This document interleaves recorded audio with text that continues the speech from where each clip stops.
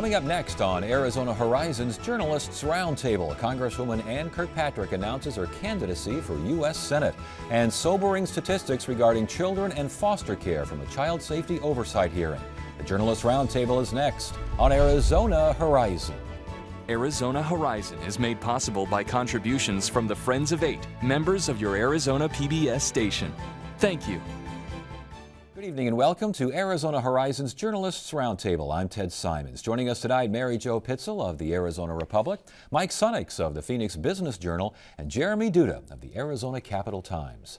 Congresswoman Ann Kirkpatrick announces that she's running for John McCain's U.S. Senate seat. Mary Jo, was this a surprise? I think it was widely regarded as a surprise. People opened up their email the Tuesday after the holiday, and there she is announcing that she's going to seek the U.S. Senate seat. And this is right after winning very convincingly a second consecutive term in her congressional seat. Did she jump in? Is conventional wisdom that she jumped in before Kyrsten Sinema had a chance? Yeah, Kyrsten was the one people thought might get in there because of the redistricting case that we're going to talk about, but she might be the one to jump in there and take a stab at the senior senator. And then Ann kind of beat her to the punch. We saw some polling when McCain announced he was finally running again, and I don't think Ann Kirkpatrick was even on that list. They had other Democrats, Fred Duval, Sinema, but it was quite a surprise. It really wasn't much even in the rumor mill about that. And really that redistricting case, which we will get to in a second, that really is a major factor here, isn't it? Probably. I mean, it's certainly the conventional thinking, but I've spoken with some folks who are close to Kirkpatrick who claim that actually or really nothing to do with her decision, and that she kind of announced before the Supreme Court ruling comes out, kind of to put an emphasis on that. And they say it wasn't because of that. It wasn't because they're trying to preempt Sinema, who's really only expected to get in if the Supreme Court pulls the rug out from under her on redistricting. But they say, they went back after last year's election, which was supposed to be a tough race, and she actually did better than she did 2 years earlier. They said they went back and looked at her numbers. She increased her win percentage, even though it was an awful year for Democrats. She increased turnout on the Native American reservations. They looked at these numbers and started saying, well, gee, maybe I can make a run for this Senate seat. There has to be an idea that polling had been done and Kirkpatrick's camp saw something promising. That, and I think there's also a sense of, at least in some quarters of McCain fatigue. I mean, what is this, his fifth? It would be his fifth. He'll be running for his sixth term. His sixth term. And, she's a moderate Democrat. She's not a far lefty. She's won across a big, vast swath of the state. Granted, it's rural Arizona, strong Native American support. A couple of things that would help tip those scales. Supported the Affordable Care Act, though, and somewhat vocal in her support of Obamacare. A factor in the race, statewide? Oh, yeah. I mean, she has some distinct challenges. She's not well known in Maricopa County or Tucson, which is, that's where the votes are. It's a Republican state.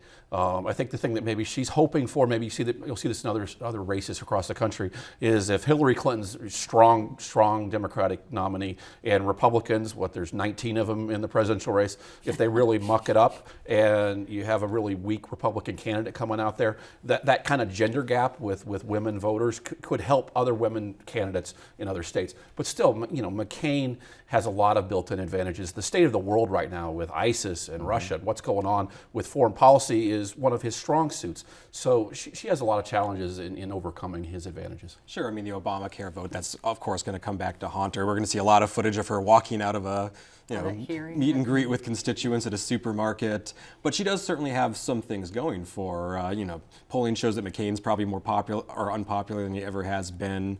Supporters of Kirkpatrick will tell you that CD1 is kind of almost like running statewide. It's the largest non-at-large congressional seat in the country. She has to run massive amounts of TV every 2 years in the Phoenix and Tucson areas, the two major media markets. She travels the district a lot. She campaigns hard. So she does have certainly some advantages helping her. And this is by far, by leaps and bounds, the most serious candidate that Democrats have ever put up against McCain. Really the only serious candidate I would argue that they've ever put up people against thought him. McCain's weakness was on the right, was he's unpopular with the Tea Party crowd, with the right-wingers, and you might have a Schweikert or Matt Salmon challenge him in a primary, and that's where he was going to see the big challenge, not from a Democrat. I still think her name ID is going to be a big challenge for her in the Phoenix area, overcoming that and to get her close in this race. Although, as Jeremy points out, I mean, she's had to run her ads for CD1 in the Phoenix and Tucson markets, so she's She doesn't live here. She doesn't live in the urban areas. But anybody who was paying attention last fall, if you didn't see those cowboy boot ads Yes. and the stomping foot, then you've got a really fast remote. Sure, that was one of the most, I think, fourth most expensive House race in the entire country last year. Yes, it will. Okay, so does Sinema, if the Supreme Court comes back as most think it will, with saying that the legislature can go ahead and have the responsibility, the authority to draw legislative maps and thus change the political landscape, does Sinema jump in even with Kirkpatrick there? She might. I mean, they could literally just erase that district of Sinema's that the Republicans at the legislature have. That's a possibility. They're definitely going to try to take it from her and weaken it. I guess she could get in there. She has a little more name ID, obviously, in Phoenix. She's younger. She maybe have a little more energy. She's kind of been a darling of some Democrats, more than Kirkpatrick. And I think it's a question for the Democrats is how much national money comes in. There's a bunch of states out there that went for Obama, Florida, Illinois, those types of states, but they have Republican senators, the Rubio seats available. There's a lot of seats where Democrats could have a better chance of picking up nationally than going after McCain. I think Sinema is definitely going to take a look at it, depending on what happens with the redistricting case. No, and Sinema certainly did not seem pleased about Kirkpatrick's entry into the race. The press caught up with her the other day after an event and said, "Oh, I was as shocked as anyone." And reporters asked her what she thought. She said, "Oh, well, there's certainly a lot of people who want a choice in that Senate race." And the press asked her, "Well, gee, that doesn't really sound like a very enthusiastic measure of support." And she said, "Well, thank you very much," and walked off. So it sounds like she got caught as off guard as the rest of us did, and she doesn't seem happy about it, which probably indicates that if she gets into that race, she's not going to want to deal with that primary, because that'll be a tough one. And with Kirkpatrick getting into that race, the 1st Congressional District now becomes wide open. It does, wide open, and whenever there's a vacuum, it gets filled. We've had, you pick a name, and it's been floated already for running in that district, both on the R and the D side. Democrats, Catherine Miranda is a current state senator, Carlisle Begay is a current state senator, Chris DeShaney is a former state lawmaker. Who are these people? I mean, are these viable candidates for Congress? Well, they're all, with the exception of DeShaney, they don't live in the district as it's currently constituted. That could change because of what might happen with redistricting. These are people with broader ambitions, I will say that, than just the legislature. Okay, and those are the Democrats. And on the Republican side, I mean, you got everyone. I mean, Keeney's already announced he lost last time in the primary. He's gave a strong race against Andy Tobin. He did. Yeah. Andy Tobin is still out there. Doesn't live in the district, but who cares? It seems like Ken Bennett, Jonathan Payton, David Gowan, the House Speaker. Everyone and their brother could be going in. Sure, it's a very competitive district. It's a swing district. It's wide open. We've seen it go back and forth between Republicans and Democrats, over various cycles.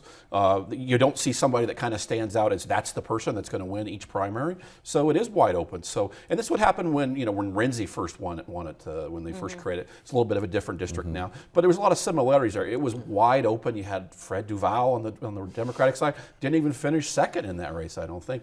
Renzi was kind of unknown and came out of nowhere. It could be really similar to that, where you have very crowded primaries and somebody that just mounts just enough. On the Democratic side, ties to the Navajo Nation, always helps. You have a couple right folks there, there. And there's a lot of fairly unknown folks who might be looking at this too. A lot of local officials. Liz Archuleta is a county supervisor up in Coconino. Sheriff Casey Clark up in Navajo County. So there could be a lot of Paul, he's a little bit more well known. We're going to wait to introduce Paul Babute in the conversation, but since you've done that, let's go ahead. But no, one other point I wanted to make on CD1 though is anyone making plans for this right now, you have to take this all with a grain of salt, because if there's redistricting, God only knows what that seat is going to look like. And if there's redistricting, chances are it is not going to look very good for Democrats. So any Democrat who's planning for this better make very tentative plans. All right, you brought up Paul Babute. Do you think Paul Babute is going to enter this race? Is his reputation rehabilitated enough for this kind of a race, a congressional race? Well, obviously he feels that way, and he scrambled and put a poll out right away that showed that he's got more name ID there than anybody else whose name he put in his poll. But what was that, 4 years ago? The scandal that sort of caused him to walk back those congressional plans and run again, but successfully for Pinal County Sheriff. So it's anybody's guess. It's a wide open race. I mean, he would be the one with the biggest target if he runs, because he has the name ID, because he has the baggage. But I don't know if you'd see that in a primary in that type of district where Would you see a lot of TV ads in a Republican primary for a district that's not in Phoenix? Maybe in the general you would. So he would definitely be maybe the best well known. He has lots of challenges though, considering his background and what went on last time. And immigration seems to be his bellwether there. I mean, is that going to be a major factor next year? I mean, it could be. It's always going to be, to a greater or lesser degree, it's always going to be an issue in Republican primaries, but maybe just on kind of a minor level, like we saw with the governor's race last year, where it popped up because of the issue of all these Central American kids. And a couple of candidates really tried to capitalize on that. But for the most part, it didn't end up being a major issue. For Congress, I think it probably will be a much bigger issue, and that could help Babu. But I have a hard time seeing him really recover from everything that happened a few years ago, because maybe that's kind of off the radar now because he's been kind of off the radar. Right. But once you get back on the campaign trail, and people's memories get a lot better real quick. And Pinal County is not a cohesive political base, I think, to kind of run from sometimes compared to Flagstaff and the Navajo Nation, some of the other older cities up there, which is kind of the folks that have come from that district have tend to come from Flagstaff, and Kirkpatrick did well with the tribe. And real quickly, as far as the redistricting case, we're still waiting for the Supreme Court. Is there any indication when the Supreme Court is going to come down with that decision? Some people think it could be out as early as Monday. Probably sometime in the month of June is what the expectation always has been. A lot of people think it might be, fairly early in the month, as I said, maybe next week, just because it's not a very high-profile case. It's relatively straightforward issue, pretty simple issue they have to deal with, so it's the kind of thing they might want to knock out early. All right, we'll keep an eye on that. Well, and one other thing with the Supreme Court, not only do they have the case involving who has the authority to draw the congressional lines, but they also have before them a challenge to the legislative district lines that were drawn. This challenge isn't about who has the authority to draw those lines. It's about did the commission do it properly, and did they tilt in favor of Democrats. The court has never had a hearing on this. They didn't hear arguments in it, but they got to say something about it before they go home. Well, they at the haven't end even of the said month. whether they'll take the case. Right, yet. yeah. So the one the redistricting one is the one that, just get out of the way if they say that the legislature has the authority, because it's going to be a stampede in all I can't directions. imagine how many maps they already have drawn up for this There thing. are basements filled with maps on the wall. Okay, Department of Child Safety, an oversight hearing with the new DCS, Greg McKay's department. This was an interesting hearing yesterday, huh? It got more interesting as it went on and on and on and on. It was a very long hearing. But we have the state set up an oversight committee on child safety a couple of years ago with that charge to see how the agency is doing. Well, it's been 1 year as of today, since this new agency was created, and they wanted to sort of get a look at how things were going. The agency shared some data with them, and the numbers, if you measure DCS by the numbers, not very good. 21%, and this is from what you wrote here, 21% removed from homes. 21% of those kids are in group homes. Right, no, yeah, it's about almost 18,000 kids that right now Yes. are living out of their families' homes. And when they remove those kids, 21% of them go straight to a congregate care kind of setting, which is very expensive and not in the best interest of a child's development. 71% higher than 5 years ago. What's going on in those past 5 years? Not enough families? What's happening out there? That's always that's the big, $80 million question, and it might be 80 million plus and more to resolve that. But is Arizona standard for neglect on children too broad? Does it need to be narrowed? Do we have a lot of bad actors here? Do we have caseworkers who are just scared to sign off on returning a child, although it's a court that would return a child to his or her home? Right. Some of this is going to be explored in a report that's going to be coming out within the next month or so on this. But the reasons for this growth of foster care is incredible. Well, the economy could have something to do with it too. Getting foster parents, to sign up and stuff. That's been a challenge in the past. The economy sours. Are more or less people going to be interested in this? It just seems like we keep talking about the same challenges, the same swinging pendulum in terms of resources and money and focus of the agency and removing the child, protecting the child, and keeping families together. And it still seems to be some of the same challenges from the old, CPS days. Sure. One of the things we saw is that the number of this massive backlog of cases has been such a concern, hasn't gone down, and It's up. Actually up, yeah. And ultimately, I don't see how, Greg McKay is trying to find ways to streamline the process and make it easier for these caseworkers to kind of close out cases that maybe don't need a lot of work, but in the end, this is probably going to require more financial But resources. that's what's so interesting is that McKay made his name in the child welfare circles by being the guy that said, oh my gosh, I found all these cases where they didn't do a full investigation as the state law requires. And that brought him to prominence, triggered all these events that brought about this new agency. And now that he's in charge of the whole operation, he's looking at this saying, we can't handle everything that's coming over the transom. We're more's coming in than we can deal with, and so we might have to find some alternate ways of dealing with this, which is exactly what this storied NI process was And that a was couple also, years ago. And there's also one of his knocks against his predecessor, Charles Flanagan, that most likely led to Doug Ducey replacing him with Greg McKay. Interesting. And now, as far as McKay is concerned, sounds like he was grilled a bit yesterday on this. How did he react? What was his response? I mean, he took responsibility for what is perceived as low morale and turnover. He said that the attrition rate's 27%. It had gotten down to about 22% under the 8 months that Flanagan was in charge.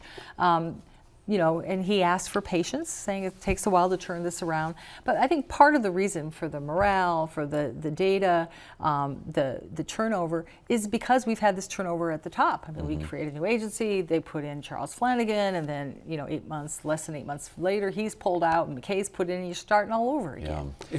If you paid police officers what these caseworkers get paid, you'd see huge turnover with police departments. You have to have some kind of incentives for the folks to stay there.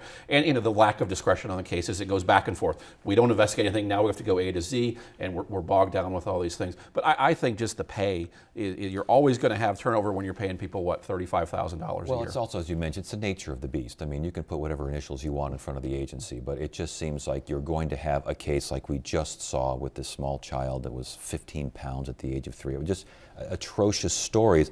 They're always going to happen. I mean, they will always be with us, correct?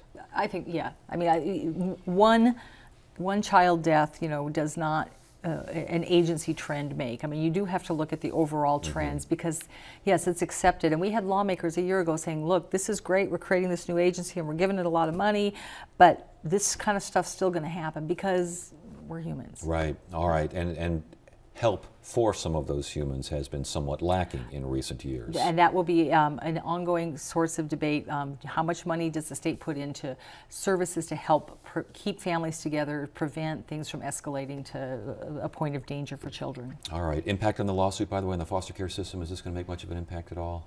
I mean, it doesn't help. Okay. All right. It doesn't help. But the state is arguing in response to that lawsuit that says Arizona fails on foster care that this is not an issue to be settled in federal court. This is an issue to be settled more locally. We only got a couple minutes left here, so we thought we'd save the simplest story for last. Oh, The Attorney General dropping his the appeal on the ruling on political committees that forced the legislature to make a new rule that isn't quite so vague, but now no one's happy with the attorney. What is going on? And make it quick.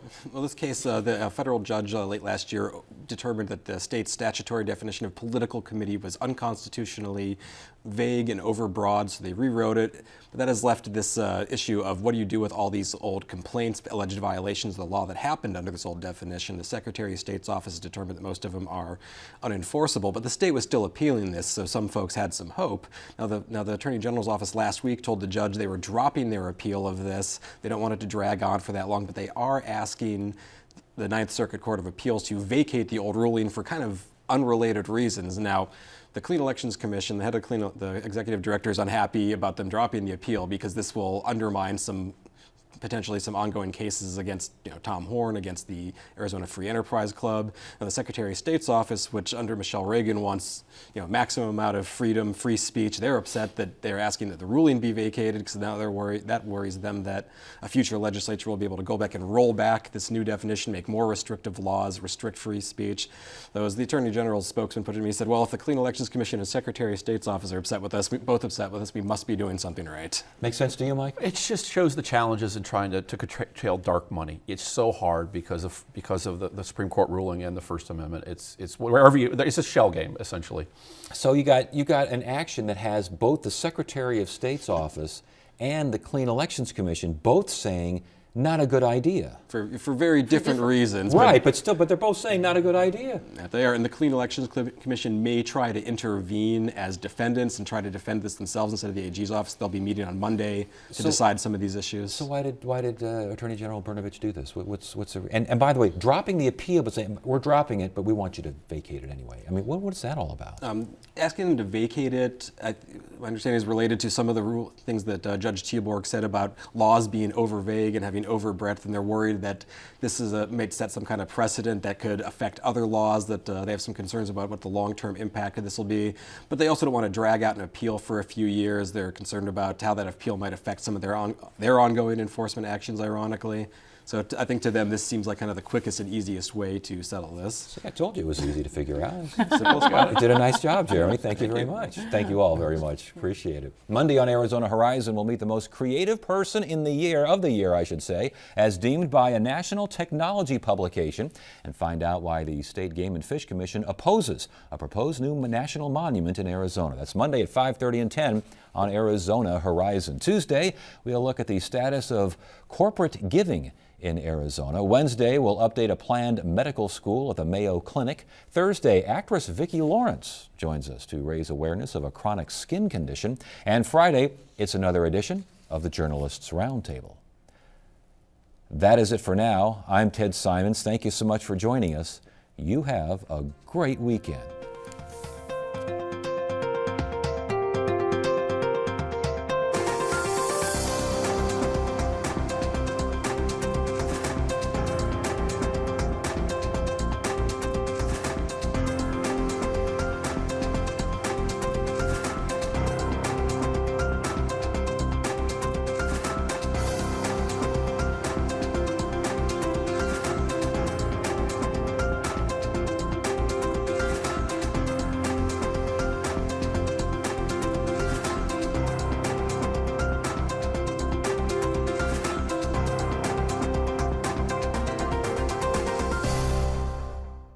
Arizona Horizon is made possible by contributions from the Friends of 8, members of your Arizona PBS station. Thank you.